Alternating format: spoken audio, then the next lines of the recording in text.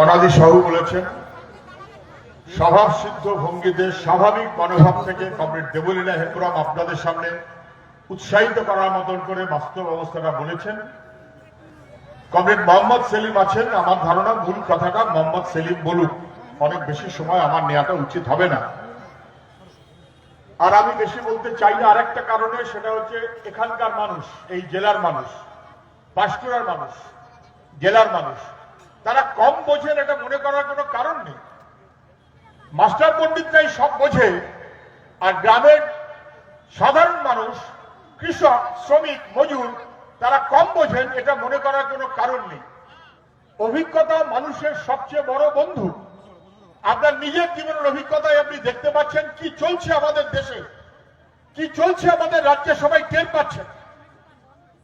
আজকের কাগজও আপনারা পড়েছেন, সবচাইতে বড় চোটটা বিধানসভায় মুখ্যমন্ত্রী সবচাইতে কাছের আসনে বসবার জন্য হাঁটি হাঁটি পায়ে পায়ে এগিয়ে আসছে জ্যোতিপ্রিয় মল্লিক। আমাকে জিজ্ঞাসা করলো, আমি বললাম চুরি দুর্নীতি করলে মানুষ তাকে ঘৃণা করে, আমরা তাকে সরিয়ে দিই। চোর হলে, দুর্নীতিগ্রস্ত হলে, দুষ্কৃতি হলে, ক্যাডর হলে, মানুষের লুট করলে তৃণমূলে তার পোস্ট বড় হয়ে যায়। এটা আমাদের রাজ্যের মানুষের কাছে দুর্ভাগ্য। দেখতে পাচ্ছেন না নিজের এলাকায় কি চলছে? যারা সাধারণভাবে মানুষের কাছে গ্রহণযোগ্য হওয়ার কথা না, তারা সবাই বড় বড় পোস্ট, তাই নিয়ে লড়াই, কে কখন কাজ চাইতে ওপরে উঠবে। গত এক মাসে মালদা জেলায় 7টা শুট আউট হলো, শুট আউট, গুলি ইলাম চালিয়ে তৃণমূলের বড় নেতা গুলি খেয়ে মরে গেল। তৃণমূলের বড় নেতা অভিযুক্ত। তৃণমূলের এলাকার নেতা গুলি খেয়ে মরে গেল। তৃণমূলের এলাকার নেতা অভিযুক্ত। মুখ্যমন্ত্রী বলে দিলেন ডিএমএসপি। তারপর যাবার পর সেই বাড়ির যিনি মারা গেছেন তার স্ত্রী, তিনিও তৃণমূলের নেত্রী, কাউন্সিলর, তিনি বললেন বড় বড় নেতা যারা আপনার বাদিকে ডান দিকে ঘুরে বেড়াচ্ছে তারা এই খুনের জন্য অপরাধী, আপনি তাদের পারলে গ্রেপ্তার করুন। আমি বলছি এই জীবনে মুখ্যমন্ত্রী গ্রেপ্তার করতে পারবেন না, অপরাধীদের সঙ্গে নিয়েই আমাদের মুখ্যমন্ত্রী চলেন। জানেন না এখানকার মানুষ কি করলো গত কয়েকটা বছরে? কোথায় আমাদের জীবনের হাল দাঁড়িয়েছে? সাধারণ মানুষ, সাধারণ মানুষ। একটা সময় পেটের ভাত ছিল না, যখন বামফ্রন্ট ছিল না, গ্রামের স্কুল কলেজ লেখাপড়া দুর্বল ছিল, গ্রামের মানুষ রাখালি করত, বাঙালি করত, লোকের বাড়িতে খাটতে হতো, লেখাপড়ার সুযোগ ছিল না, গ্রামের রাস্তাঘাট গদ কাদা, যাতায়াতের ব্যবস্থা প্রায় ছিল না, আর বিদ্যুৎ দুরাবহ। পশ্চিমবাংলায় বামফ্রন্টের সরকার শহরের দিকে তাকিয়ে চলেনি। পশ্চিমবাংলায় বামফ্রন্ট সরকার গ্রামের দিকে তাকিয়েছে, কৃষকের দিকে তাকিয়েছে, শ্রমিকের দিকে তাকিয়েছে, যুবক কম বয়সের ছেলে মেয়েদের দিকে তাকিয়ে পথ চলেছে। গ্রামে গ্রামে দুবেলা পেটের ভাত, পানীয় জল, গ্রামের রাস্তাঘাট, স্কুল কলেজ, যে কোনো গ্রামের বিদ্যুৎ মানে আপনি চোখ বন্ধ করে বলতে পারেন যখন জ্যোতি বস মুখ্যমন্ত্রী, যখন বুদ্ধদেব ভট্টাচার্য মুখ্যমন্ত্রী, তার আগে আপনার গ্রামে বিদ্যুতের লাইন ছিল না। মানুষ করতে হবে, আমাদের পরে প্রজন্ম, আমাদের ছেলে মেয়ে, তাদের দিকে তাকাতে হবে। ওরা যাতে বড় হতে পারে, ওরা যাতে ভালো হতে পারে, ওরা যাতে কাজের সুযোগ পায়, ওরা যাতে লাঠি ঝাঁটা খেতে না হয়। বাবা মা এটাই চান, জীবনের সর্বস্ব দিয়ে ছেলে মেয়েকে বড় করতে চান। আর এখন আমরা কি দেখছি? চাষের জমি রেকর্ড বদল হয়ে যাচ্ছে, পর্চা চেঞ্জ। বিএলআরও অফিসে বসে টাকার খেলা হচ্ছে। আপনার জমি আপনি জানেন, সবাই জানে, জমির নাম বদল, জমির মালিক বদলে গেল, আপনি জমিচ্যুত হয়ে গেলেন। কে জানে না? গ্রামের মানুষ গরিব, চাষবাস করছে কষ্ট করে, ফসলের দাম নেই, অথচ বাজারে জিনিসের দাম লাফিয়ে লাফিয়ে উঠছে, লাফিয়ে লাফিয়ে উঠছে, চাষি দাম পাচ্ছে না। আপনি কিনবেন, আপনি 5 গুণ 7 গুণ দাম দিয়ে আপনাকে কিনতে হচ্ছে। কেন? কে জন্য তাই? আপনার ছেলে মেয়েকে কষ্ট কষ্ট করে লেখাপড়া করিয়েছে, চোখ বন্ধ করে আগে বলতে পারতেন যখন বামফ্রন্ট ছিল, যেমন করে বছরে একবার দুর্গাপুজো হয়, তেমন করে বছরে একবার স্কুল সার্ভিস কমিশনের পরীক্ষা হতো, ছেলে মেয়েরা মাস্টারি চাকরি পেত, বছরে যেমন একবার করে ঈদ হয়, বছরে একবার করে টেটের পরীক্ষা হতো, আমার গ্রামের ছেলে মেয়েরা কাজ পেত। বন্ধ।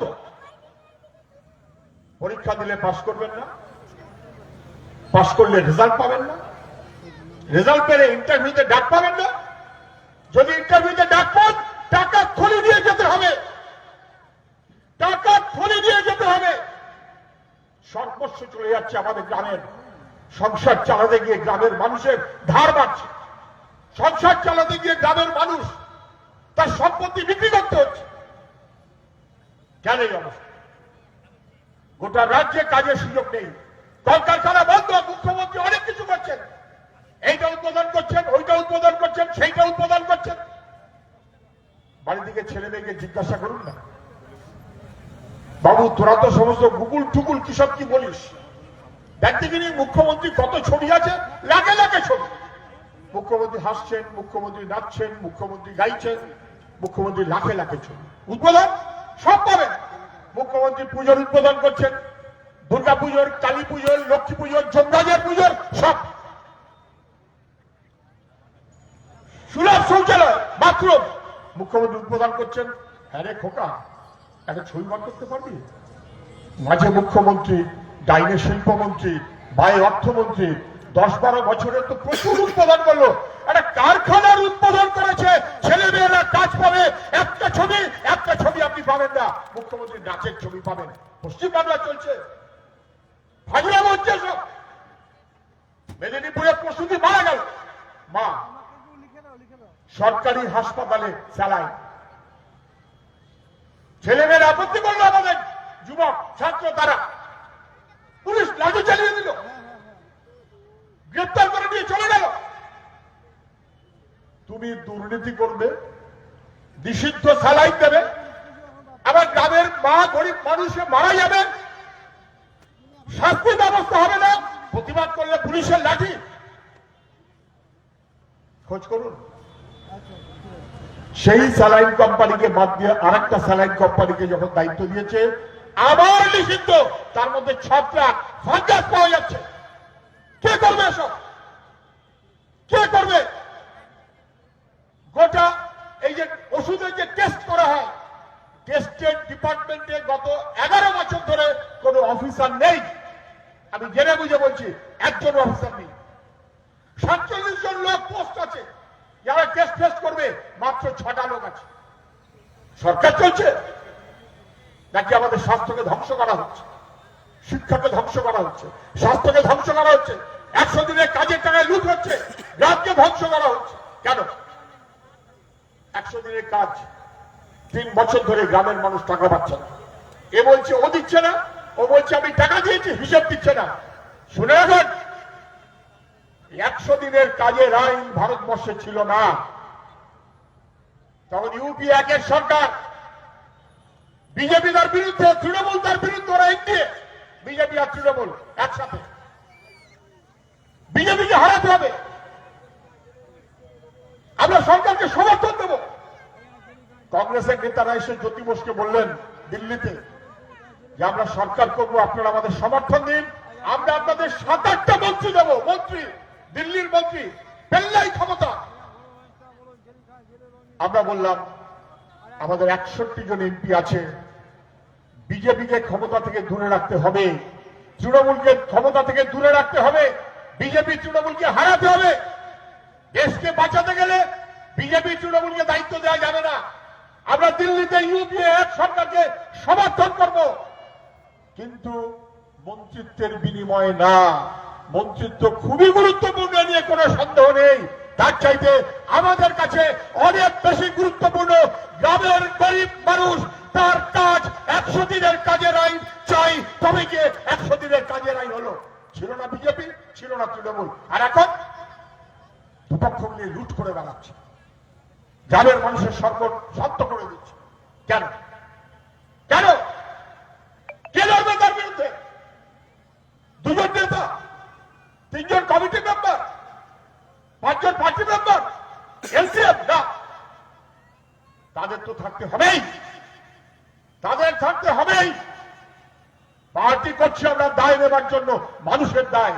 গরিব মানুষকে ঐক্যবদ্ধ করতে হবে, সর্বস্বার্থ হবে না গরিব মানুষ, তাকে রক্ষা করতে হবে।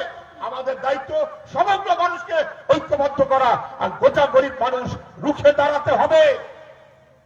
আমার কাজ, আমার মান, আমার জমির অধিকার, আমার 100 দিনের টাকা, আমার গ্রামকে রক্ষা করতে হবে, আমার ছেলে মেয়ে তার ভবিষ্যৎকে রক্ষা করতে হবে। হবে না তৃণমূল খারাপ, তাহলে বিজেপি সর্বনাশ।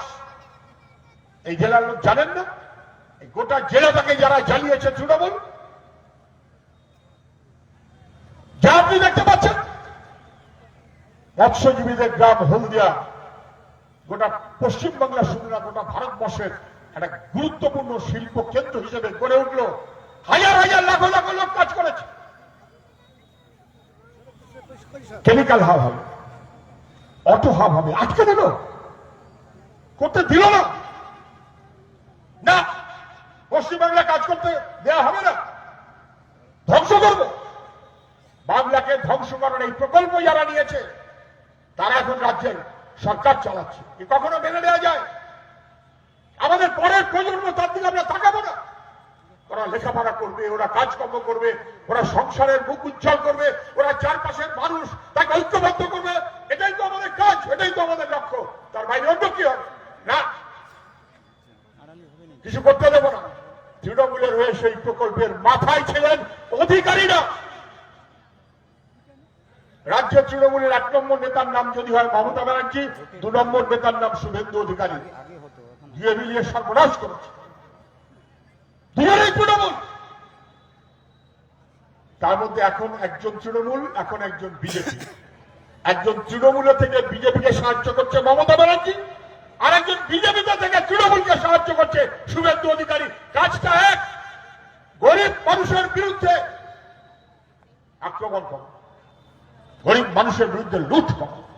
তৃণমূলের নামে করলেও চলবে, বিজেপির নামে করলেও চলবে। সকালে তৃণমূল, বিকেলে বিজেপি। দেখতে পাচ্ছেন না গোটা ভারতবর্ষ, যেমন পশ্চিমবাংলা তেমন গোটা ভারতবর্ষ। যেমন পশ্চিমবাংলাতে সরকার তথ্য গোপন করে, ডেঙ্গিতে কত লোক মারা গেল হিসেব ভুল, স্কুলে কত ছেলে মেয়ে পাস করলো হিসেব ভুল, চাকরিতে কত নিয়োগ হবে হিসেব ভুল, তথ্য গোপন। দিল্লি তাই। তাহলে বুঝতে পারছেন না?